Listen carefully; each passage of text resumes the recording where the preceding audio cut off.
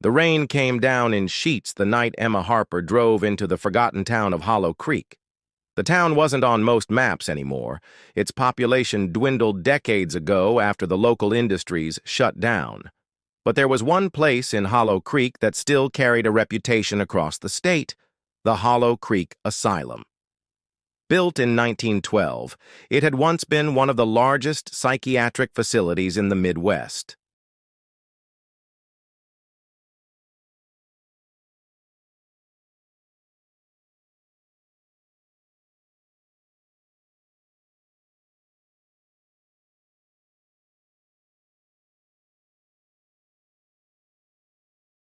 The asylum stood like a corpse against the storm, its towering facade scarred by weather and time. Ivy climbed its walls like veins, and shattered windows gaped like missing teeth. When Emma stepped through the rusted gates, she felt a pressure in her chest, not fear exactly, but a strange heaviness, as if the air itself were thicker here. The locals had warned her not to stay past midnight. "That's when they do roll call," an old bartender had told her cryptically. She had laughed it off, but the words gnawed at her now as she shone her flashlight into the asylum's main hall. The inside was worse than she imagined. Water dripped from broken ceilings, echoing in the vast corridors.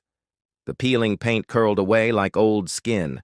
Hallways stretched into darkness, lined with decayed wheelchairs and overturned gurneys. Faded medical charts were scattered across the floor, their ink smudged by mold and time. Emma filmed everything, narrating quietly into her camera. This asylum was closed in 1975 after reports of cruel experiments on patients. Some records suggest that entire wings were locked down and staff refused to enter. Officially, they say patients were transferred. Unofficially, people believe they never left. Her words trembled slightly, though she didn't want to admit it. She turned a corner and found herself in the admissions ward. The walls were covered in graffiti left by teenagers, but beneath the spray paint, she noticed something else: deep scratches carved directly into the plaster. Some looked like words. She leaned closer and whispered them aloud. "Still here." The sound of her own voice made her jump. The building swallowed noise strangely. Echoes seemed delayed, as though someone were repeating her words a second too late.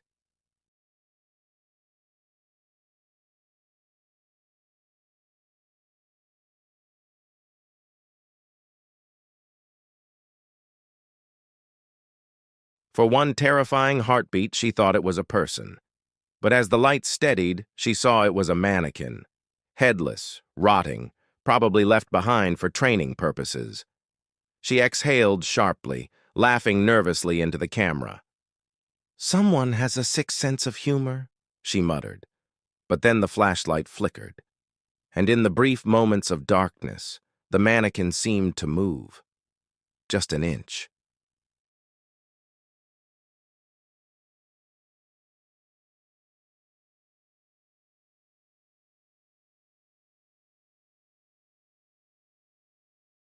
It was her last name. She dropped the device, heart slamming against her ribs. By the time she picked it up, the voice was gone. Only static. She told herself she was imagining things, stress mixing with storm noise. But when she turned to head back, she realized the hallway was different. Where there had once been an open corridor, now doors lined both sides, identical, numbered metal doors.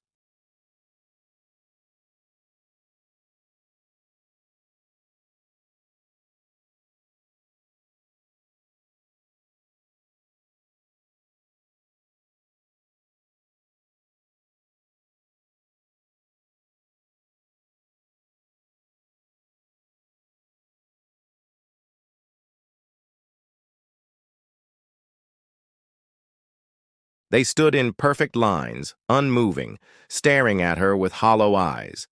And then she understood the bartender's words. Roll call. A tall figure in a doctor's coat stepped onto the podium.